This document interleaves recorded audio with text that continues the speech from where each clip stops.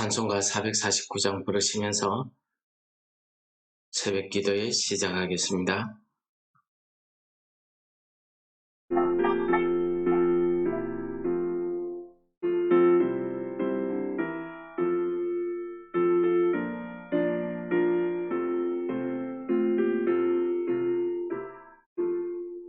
예수 따라가며 복음 순종하며 우리 행할 길 원하겠네. 주를 의지하며 순종하는 자를 주가 늘 함께 하시리라. 의지하고 순종하는 길은 예수 안에 즐겁고 복된 길이로다. 때를 당하거나 우리 고생할 때 주가 위로해 주시겠네. 주를 의지하며 순종하는 자를 주가 위해 주시리라. 의지하고 순종하는 길은 예수 안에 즐겁고 복된 길이로다. 남의 짐을 지고 슬픔 위로하면 주가 상급을 주시겠네. 주를 의지하며 순종하는 자를 항상 복 내려주시리라. 의지하고 순종하는 길은 예수 안에 즐겁고 복된 길이로다. 우리 받은 것을 주께 다 드리며 우리 기쁨이 넘치겠네. 주를 의지하며 순종하는 자를 은혜 풍성케 하시리라. 의지하고 순종하는 길은 예수 안에 즐겁고 복된 길이로다. 주를 힘입어서 말씀 잘 배우고 주를 모시고 살아가세. 주를 의지하며 항상 순종하며 주가 사랑해 주시리라. 의지하고 순종하는 길은 예수 안에 즐겁고 복된 길이로다.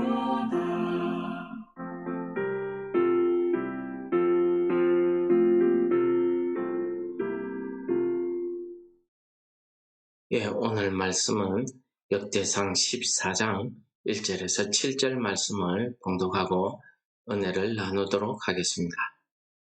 두로왕 히람이 다윗에게 사신들과 백향목과 석수와 목수를 보내 그의 궁전을 건축하게 하였더라.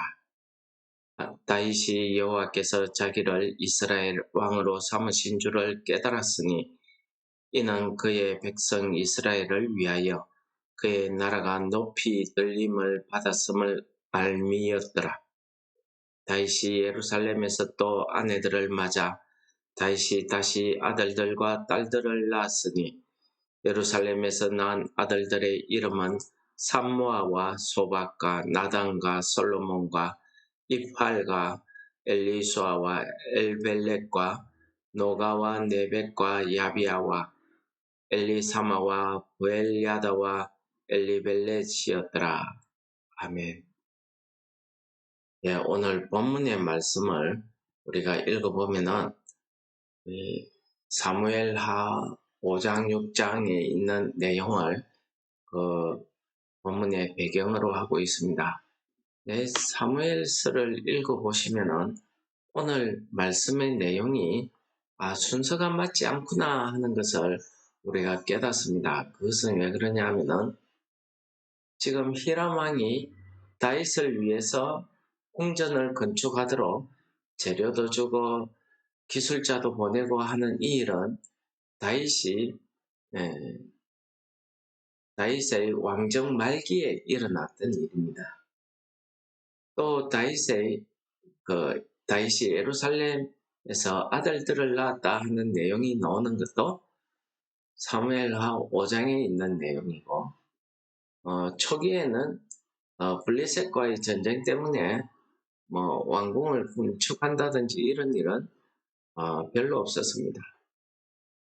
여기 우리가 주목할 점은 우리가 어제 살펴봤던 13장 내용은 다윗이 왕이 되고 나서 하나님의 언약궤를 다윗성, 자기 성에 예루살렘 성에 가져오려고 했습니다. 그런데 실패했죠. 하나님의 그 말씀 규례대로 하지 않았기 때문에 실패했습니다. 그리고 석 달 후에 보시면은 오베데돔 집에 복이 내렸다는 소식을 듣고 석 달 후에 다시 다윗이 이제는 여호와의 말씀대로 해서 이 여호와의 언약궤를 가져오는 사건이 벌어집니다. 이 사건 사이에 이 많은 일들이 있었다고 우리가 보여지지 않기 때문에 아마 이 일은 이 역대기를 기록하는 저자가 이 다윗이 하나님께 어떠한 사람이고 그런 다윗에게 하나님이 어떤 축복을 주었다 하는 것을 적어 놓은 것 같습니다. 무슨 말이냐 하면 한마디로 이렇습니다. 다윗이 무엇을 왕이 되어서 어떤 일을 하기 전에 다윗의 그 믿음, 그 신앙은 하나님께 향하고 있고 하나님의 언약궤를 가지고 온다는 것은 다윗이 하나님을 의지하고 믿고 순종하는 그 삶을 우리에게 보여주면서 다윗이 무엇을 하든지 하나님의 말씀, 하나님의 뜻, 그 의도대로 순종하겠다 하는 모습을 우리에게 보여주는 것입니다. 저자가 이 말씀을 15장과 13장 사이에 둔 것은 다윗이 이러한 믿음, 이러한 신앙을 가진 다윗에게 하나님께서 이러한 큰 축복을 주셨다 하는 것을 보여주는 내용이라고 설명드릴 수가 있겠습니다. 그래서 오늘 14장 내용은 오늘 본문에 이어지는 내용의 블레셋과의 전쟁에서 두 번의 전쟁에서 다 대성을 거둡니다. 이렇게 축복을 받고 대성을 거두고 하는 이런 성공적인 삶을 저자는 우리에게 보여주면서 하나님의 뜻에 합한 자, 하나님의 마음에 맞는 자, 이 사람은 우리가 내세에서 축복받는 것뿐만 아니라 현실 세계에서도 이렇게 형통하고 축복을 받더라 하는 내용을 우리에게 들려주고자 하는 그런 의도에서 기록된 것이 아닌가 이렇게 보여집니다. 오늘 이 말씀의 내용은 다윗이 정말 하나님 앞에 그 마음이 합한 사람으로서 하나님이 그를 얼마나 소중하게 여겼냐 하는 것을 우리에게 잘 보여줍니다.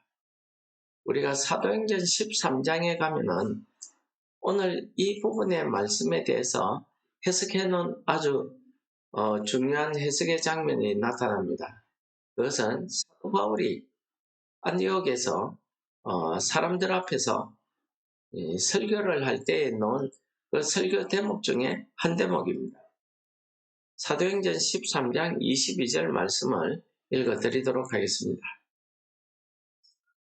다윗을 왕으로 세우시고 전하여 이르시되 내가 이새의 아들 다윗을 만나니 내 마음에 맞는 사람이라. 내 뜻을 다 이루리라 하시더니. 예, 한마디로 하나님께서 다윗을 어떻게 평가했는가 하는 것을 한 구절로 잘 보여주는 말씀이라 그렇게 말씀드릴 수가 있겠습니다. 내가 이새의 아들 다윗을 만나니 내 마음에 맞는 사람이라. 개정 성경에서는 내 마음에 합한 사람이라. 우리 한글 성경에서도 내 마음에 합한 사람이라 이렇게 번역을 하고 있습니다.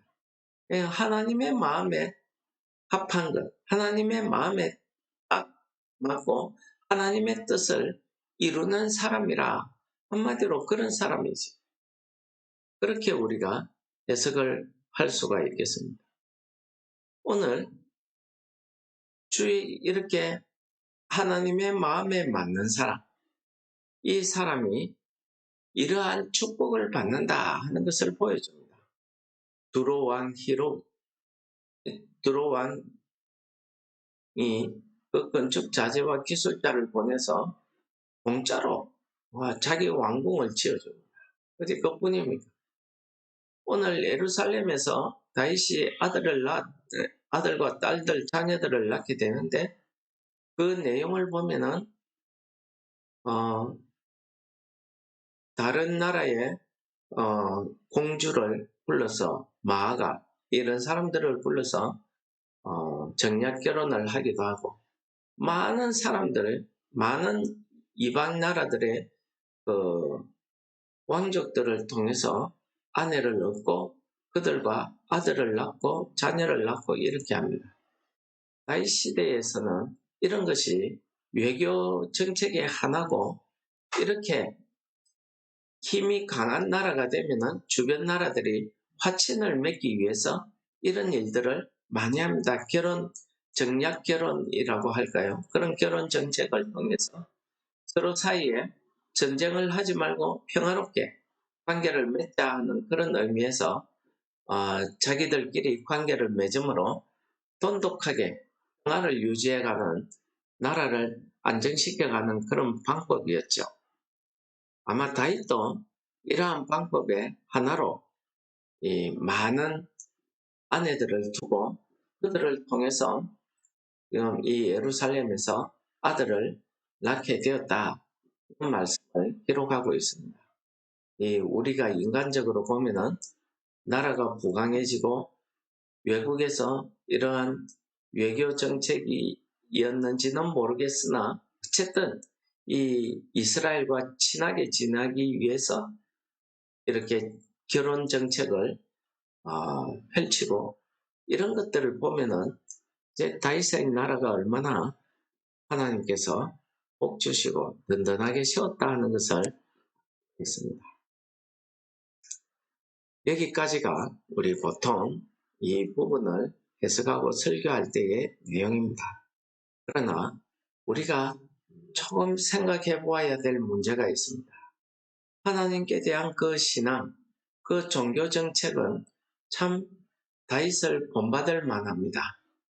이스라엘 나라 역사 가운데 이런 왕이 없었거든요. 온전히 하나님을 쫓아서 섬기는 이런 왕이 없었습니다. 또 외교나 국방 같은 정치적인 면에서 볼 때에도 다윗 왕과 같이 이렇게 완벽하게 나라를 강성하게 부강하게 만든 왕도 없었습니다. 솔로몬 왕 때야 아버지의 그 이루는 공 때문에 그 공력 때문에 공짜로 얻었다 이렇게 볼 수가 있겠죠. 어디 그뿐입니까? 국내적으로도 정치를 아주 잘했습니다. 하나님의 말씀에 따라서 공평하게 정의롭게 정치하는 모습을 우리가 사무엘 하에서 잘 읽어볼 수 있습니다. 그러나 다윗의 약점이라고 한다면은 수신제가입니다. 자기 집안을 잘 못 다스린 거지. 다윗이 왜 자기 집안을 잘 못 다스렸을까요?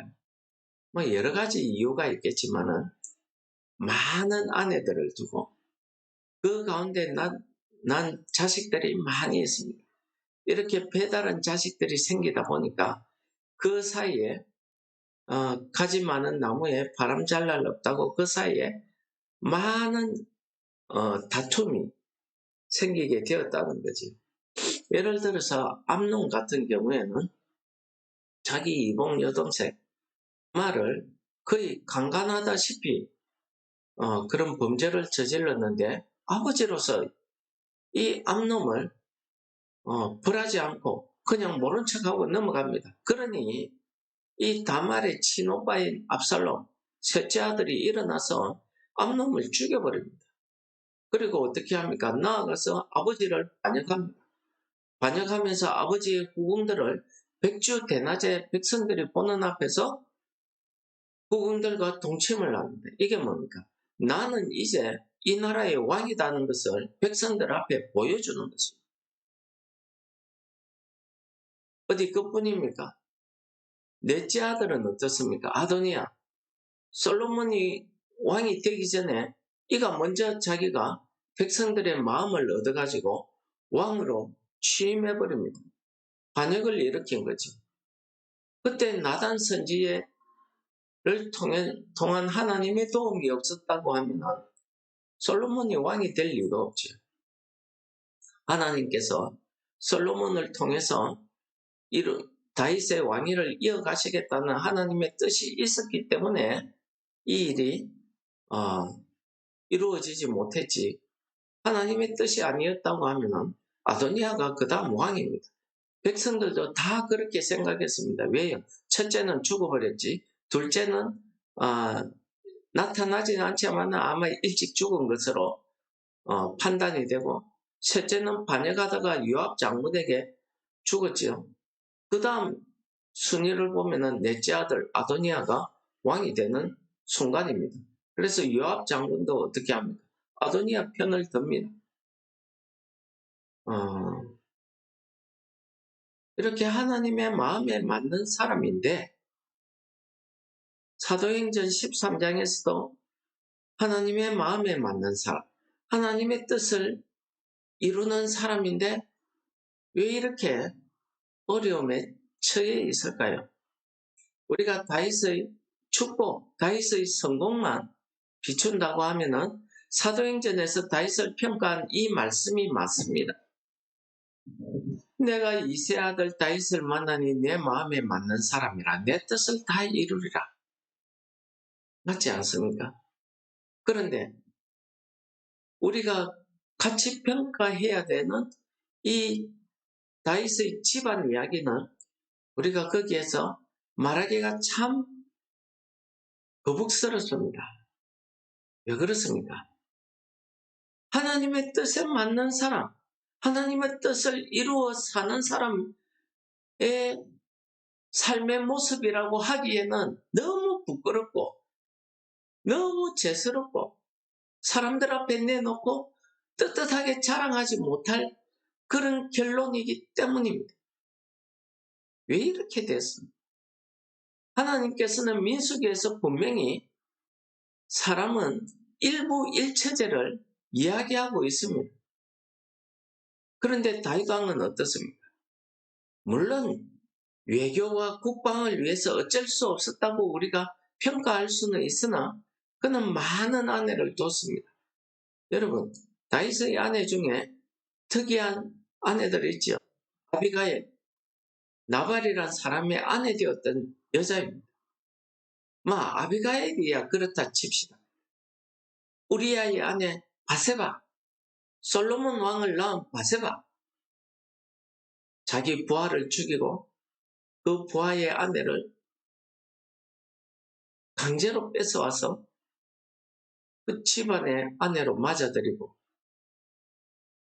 어떻습니까? 우리가 너무 부끄럽습니다. 그런데 하나님께서는 사도행전의 다윗을 향해서 내 마음에 맞는 사람이고 내 뜻을 이루는 사람이라 합니다. 그리고 실제로 하나님께서는 다윗의 자손을 통해서 우리의 구세주 예수 그리스도를 이 땅에 보내주셨습니다. 이것이 무슨 뜻일까요? 그렇습니다. 다윗이 잘나서 다윗이 하나님의 말씀을 잘 지켜 행했기 때문에 하나님께서 내 마음에 맞는 사람이라고 한 것이 아니라는 사실을 우리는 이 다윗의 집안 이야기를 보면서 깨달을 수 있습니다. 하나님의 은혜였구나. 다윗도 어쩔 수 없는 죄인이고 어쩔 수 없는 우리와 같은 사람이지만 하나님께서 그를 내 마음에 맞는 사람이라고 인정해 주셨기 때문에 사도행전에서 그렇게 이야기한 것이지, 다윗의 삶 자체가 하나님의 마음에 맞는 사람이라고 할 수 없다는 사실을 우리는 깨닫습니다.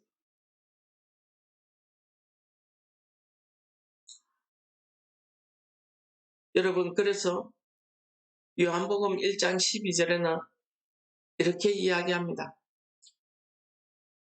영접하는 자, 곧 그 이름을 믿는 자에게는 하나님의 자녀가 되는 권세를 주셨습니다. 여러분, 우리도 마찬가지입니다. 다윗이나 우리나 뭐가 그래 별반 다르겠습니까? 우리도 하나님 앞에 경건하게 사는 것 같이 사람들 앞에 그런 모습으로 보이지만 우리의 나타내지 못한 아픔들이 있습니다. 우리의 부끄러운 죄들이 있습니다. 나의 약점들이 있습니다. 마귀는 그 약점을 이용해서 너는 죄인이야, 너는 그러니까 어쩔 수 없어, 이렇게 공격합니다. 하나님 앞에 우리의 죄를 참수합니다. 그런 우리를 한 번에 해결하시는 하나님의 구원의 역사가 무엇입니까? 예수 그리스도의 십자가의 사건입니다. 그래서 요한복음 1장에서 방금 읽어드린 말씀처럼 예수 그리스도의 보혈의 십자가, 예수 그리스도를 내 구세주로 믿는 그 사람에게는 하나님의 자녀가 되는 권세를 주셨다. 예수 그리스도의 이름을 믿는 것만으로 하나님의 자녀가 된다는, 내 공로가 내 삶의 모습이 아니었습니다. 내 믿음의 열심이 아니었다는 사실을 가르쳐주는 말씀 아닙니다. 단지 예수 그리스도의 이름을 믿는 그것 하나만으로 하나님께서 나를 하나님의 자녀 되게 하셨다는 것입니다. 하나님의 자녀가 어떻습니까? 여러분, 우리 마태복음이나 누가복음에 읽어보시면 예수님께서 세례 요한에게 세례를 받으시고 요단 강물에서 올라오실 때에 하나님께서 예수님을 향해서 뭐랍니까? 이는 내 사랑하는 자, 내 기뻐하는 자, 내 아들이다 라고 말씀하지 않았습니다. 그렇습니다. 하나님의 자녀가 바로 하나님의 사랑을 입는 자들이었습니다. 내가 예수 그리스도의 이름을 믿고 하나님의 자녀 되었다는 그 증거가 무엇입니까? 로마서 8장 16절에서는 우리에게 이렇게 이야기합니다. 성령이 친히 우리 영과 더불어 우리가 하나님의 자녀인 것을 증거하신다고 이야기하고 있습니다. 계속해서 자녀이면 또한 상속자요, 곧 하나님의 상속자요, 그리스도와 함께한 상속자니 우리가 그와 함께 영광을 받기 위하여 고난도 함께 받는다고 말씀하고 있습니다.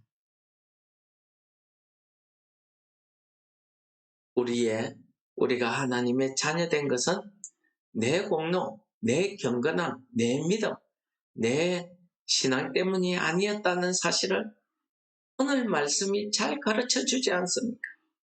우리는 내 약점이 있습니다. 내 죄가 있습니다. 내 부족함이 있습니다. 마귀들이 그것을 들춰냅니다. 내 부끄러움을 들춰냅니다. 그러나 하나님께서 예수 그리스도 이름을 믿는 그것 때문에 우리를 하나님의 자녀, 내 사랑하는 자, 내 기뻐하는 자라고 평가하시는 것입니다. 우리가 하나님의 자녀 된 것을 우리가 어떻게 알 수 있습니까? 요한복음 요한 1서 5장 2절에는 우리에게 이렇게 이야기합니다. 우리가 하나님을 사랑하고 그의 계명을 지킬 때에 이로써 우리가 하나님의 자녀를 사랑하는 줄 안다. 그렇습니다. 우리가 하나님의 말씀을 지켜 행하고 하나님을 사랑하는 그것이 우리가 하나님의 자녀 되었다는 증거라는 사실을 우리에게 가르쳐 주시는 말씀 아니겠습니까? 다윗도 마찬가지입니다. 하나님을 얼마나 사랑하고 하나님의 말씀을 지켜 행하고자 그는 제일 먼저 하나님의 언약궤를 가지고 왔다는 사실을, 그 언약궤에 관심이 있었고 그 언약궤를 가지고 오기 위해서 이렇게 노력했지만은 실패했다는 사실을 13장에 이야기하면서 15장에서는 다시 한번 그가 좌절하지 않고 하나님의 언약궤를 가지고 올 수 있었다는 사실을 우리에게 가르쳐 주시는 것입니다. 오늘 14장이 그러한 하나님의 자녀들이 받는 이 땅에서의 상속, 그 큰 영광이 무엇인가를 우리에게 보여주시는 말씀입니다. 오늘 이 말씀을 통해서 이 다윗의 자녀들의 이름을 읽어보면서 우리는 내 공로가 아니라 하나님께서 나를 구원하시기 위해서 예수 그리스도를 보내서 그 이름을 믿는 그것 때문에 내가 하나님의 자녀 되어 이 큰 영광을 누린다는 사실을 해주시는 말씀입니다. 그러므로 오늘 이 아침에 우리가 이 말씀을 기억하시면서 오늘 하루 우리가 하나님의 자녀로서의 삶을 감당할 수 있게 되려고 우리 다 같이 이 시간에 기도하시겠습니다.